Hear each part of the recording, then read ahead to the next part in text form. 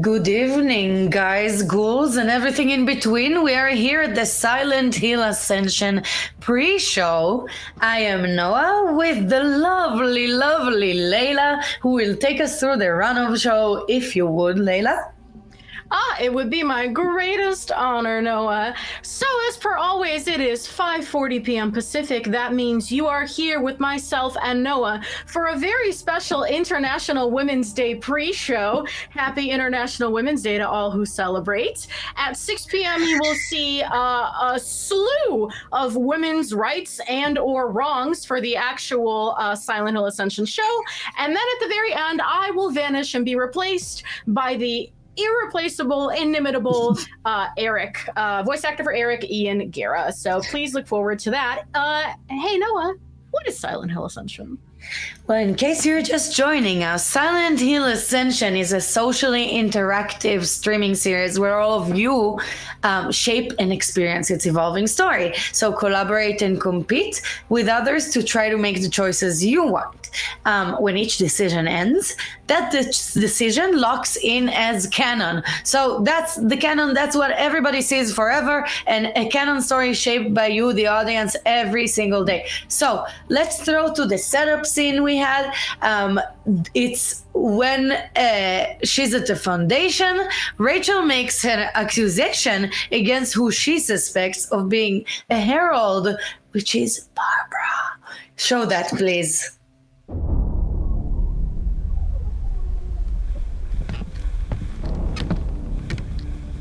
Why are we wasting time with this? We have more important things to worry about. Rachel has been searching for the person who took her daughter, and I thought it would be good for you to hear what she's found. Is that what this is really about? While we were looking for Faith, I came across a phrase, one I thought might be from the Foundation. When I asked Barbara about it, she told me it connected to a heretic group known as the Heralds. But you'd never brought them up before I asked. If this group is such a threat, why didn't you bring them up earlier? What are you saying? Is anything you told me true? Or was it all to just keep me in the dark? Listen to yourself. If I was a herald, why would I expose myself by talking openly about any of this? Rachel, this is a very serious accusation, one I cannot abide. Krista, Nora, she's lying to us. Even if she is, I don't care about any of this. I think you should leave too, Rachel, and I wouldn't advise returning.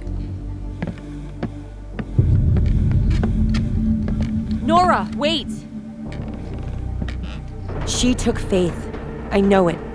And I know that all this bullshit you're wrapped up in, your little girl deserves better. Stay away from me.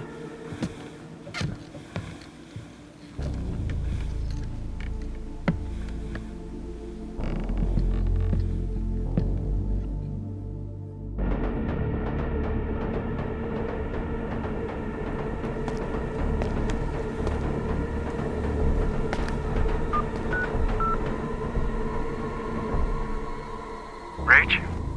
How'd it go? Eric, I want you to lock the door. And don't open it for anyone but me. Rach? Rachel? Eric? Eric! Shit.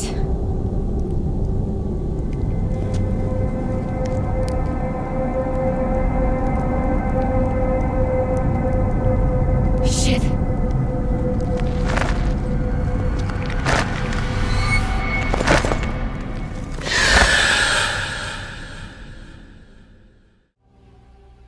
Welcome back. So we have a herald here, well, an accused herald. And by the way, Layla, I can't stop wanting to say herald. I don't know why. I want to call it a herald or a heraldo. It's a Geraldo, it's a guy named Harold, it's all of us. Down on the bottom of the list, it's either Kristen or Barbara. Yeah, so we have Barbara. She was sus from the get-go. She gave also Rachel, if I remember correctly, she gave her the book with the ancient ritual to take out her eye. Yeah, also. good old librarian Barbara. You know, always pulling those hidden tomes out of places the sun don't see. Yeah, she really knows how to pull it out of there. But let's take a moment to discuss everything so far in Pennsylvania, because there has been a lot transpiring there. So, production, can you please show that? And Layla, please read it for us. Absolutely. So Krista in Pennsylvania tells Eric she wants to remake the Foundation and offers him and Faith protection. Nora invites Rachel back to the Foundation, thinking she may be able to help Faith. Rachel learns about the Heralds and accuses Barbara of being one of them. So we got women's rights, women's wrongs. Pretty good ratio. Yeah, it is like it's women's rights, women's wrongs, women all over the place. We have bitches. They're not monsters, they're bitches. We have wait, is that a Women's Day message I want to put forth? Never mind. We have very strong women. It went from Women's Day to like late 90s hip hop real quick. Yeah, I was actually listening to like late 80s hip hop this morning, so maybe that was a mistake. But anyway, I'm never not listening to Back That Ass Up, so you're fine. Well, so for all the bitches that are tuning in, we have a Herald here, and Barbara is way sus. I personally tend to like go with the Rachel accusation. You know, this is not looking good if you connect all the dots. The secret ritual, book pulling of the rituals, and we have Nora being also like how Nora was like, "Screw you guys, I'm going home." You know, she really did that. She was like, "This is too much. I was here to find my dead brother, writing me letters. You're all crazy." Nora has her own business to mind, and I think minding your own business is like a pretty good cult prevention tactic. You know, if you're constantly minding your business, then you could be avoidant of other people not minding their business, and then also maybe you'll have blinders on when people try to recruit you to their cult-like efforts. That being said, when you're in a cult, minding your business might also prevent you from getting out of it faster. So, be mindful of your context. Right. So, like, mind your P's and Q's, and most importantly, your own business. Yes. But let's shift to the other side of the cold, dark world. Let's look at the story so far in Norway. Production, could you pull that up? So, in Norway, we are kind of like more and more converging, but still there are stuff that's specific to Norway. Layla, can you walk us through it? Yeah, you know who else seems to be converging is Haugen and Astrid seem to be growing closer and closer and closer. I'm just saying. Girl! And then Astrid and Rachel meet again, and Rachel tells Astrid about the Heralds. Britt meets with Nils and makes a decision regarding his painkillers. Well, first of all, we start off with a "Let's Go Lesbians," right? We love that. Yeah. Women's Day. Then we have like a women's information and then like a women's rights, right? So the women's rights and wrongs count is looking pretty good for tonight. Right. So in Norway, things are shaping up for women. While in Pennsylvania, it's going a bit, strangely. But Britt also came up to Nils, which, by the way, they, them, king, queen, and everything in between. Nils is kind of like my latest crush. And even though he was like, so Britt came up to him, or them, and she was like, "Can you hide my pills? Can you hide your pills? Because I'm going to steal them because, I'm addicted to them." And he was like, "I pity you." Yeah, they have an interesting dynamic between Nils and Britt there, because it's a will they, won't they, but you can't tell if the verb at the end of the will they, won't they is like, are they going to kill each other or are they going to bone? Right. There's no in between, which, hey, that's fun. Right. And I saw that some bread is being thrown our way. Yeah, finally. That's the theme for tonight, folks. You found it organically, but before, while we were, prepping for the show, we did decide that on this International Women's Day, we are reclaiming carbohydrates. So, like, fling your breads at us, you know? That's what we're Fling doing. your bread. This is for all the pansexuals, and if you speak Spanish or Portuguese or maybe French, you might find this funny. Thank you very much. But so Astrid is getting filled in on the Herald situation. Herald? No, Harold. She's getting yourself off. she's getting filled in on the Herald situation, and she's like, Rachel is like, who's been really like trying to get in your business with Orson? Who's been trying to get in your business? So we're gonna talk about it a little bit more later, but let's start talking about our most beloved Fate and Hope system, because I've been blabbing my damn mouth too much. Layla, please help us. I would love to. So, decisions, endurance scenes, and puzzles all contribute to whether characters will face redemption, suffering, or damnation in Silent Hill Ascension's finale. Their fate is decided across the length of the season, and a character's hope needs to be high enough for them to survive a crucial story moment. So, fate is linked to decisions. That is when you see them color-coded as redemption, suffering, damnation. Hope is what happens when y'all purposefully tank endure or succeed at it, or succeed at it. So it's, again, just to go over it for folks who maybe haven't heard us drill us before, but, we've seen what happens with a redemption path, but low hope, which is to say you killed Toby, and then we've seen with the redemption path and high hope, which is to say Carl is enjoying a beach vacation somewhere in Bergen. It's a cold beach vacation, but it's a beach vacation nonetheless, unless Bergen is landlocked, and I'm showing my ignorance as an American, but we'll work with it. And there are still options like, I don't know, Noah, a damnation path and high hope, or a damnation path and low hope. There's several combinations that we have not explored yet. Right. So, let's just play with it. Let's just see. Let's just be the master of puppets here and control these poor people's lives as we have been doing so far, making them do horrible, horrible things. Well, they would have done them anyway, but we chose why. Why did they do it? And, it has a deep...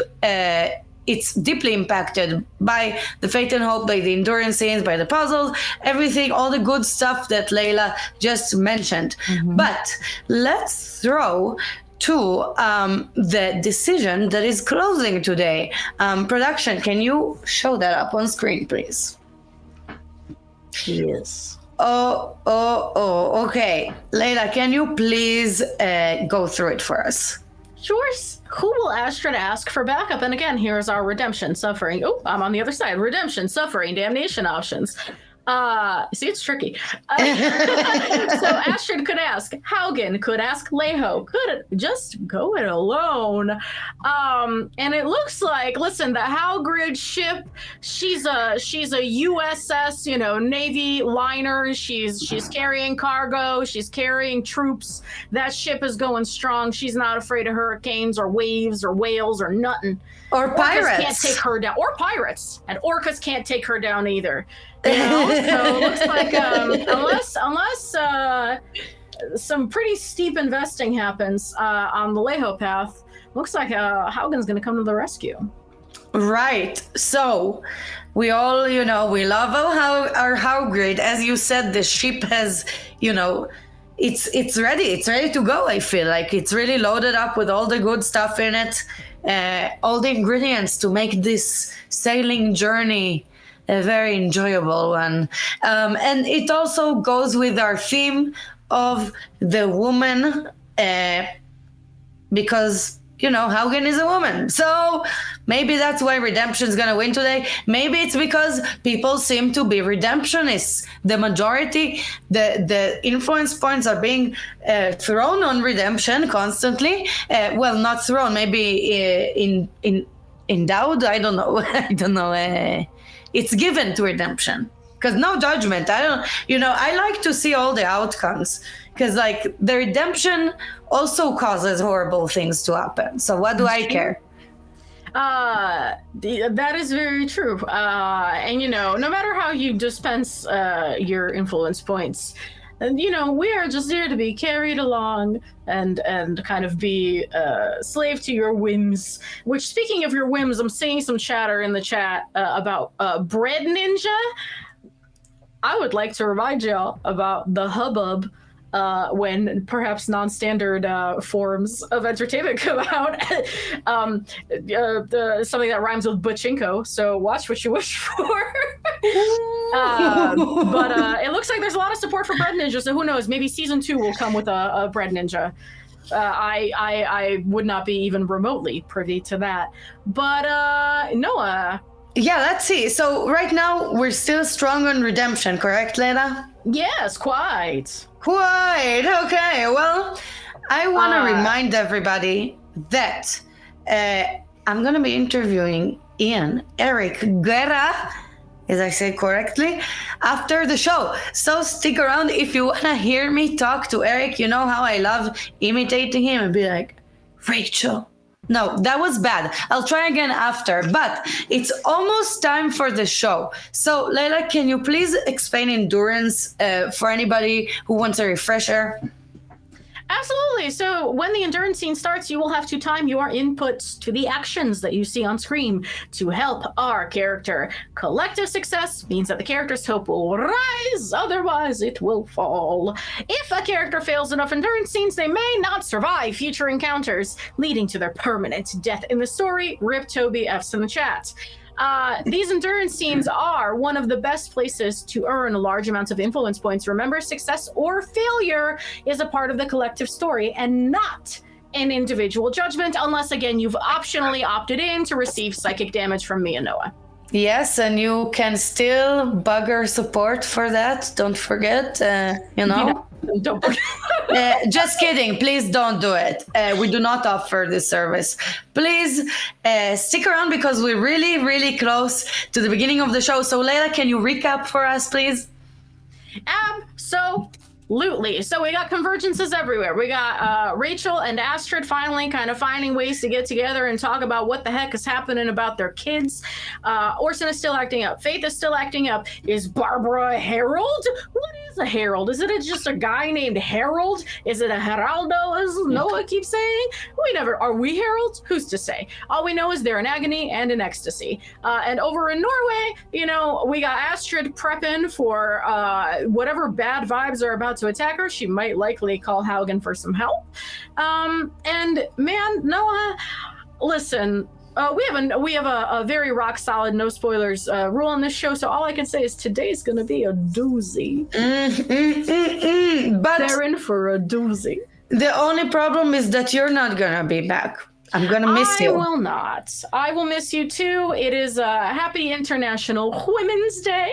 I hope you enjoy the pre-show. I will be replaced by Ian, and we'll be enjoying the show just as the rest of the audience is. Well, thank you so much for being here, Leila. And everybody, enjoy the show. See you right after. I'll be here with Ian Eric Guerra.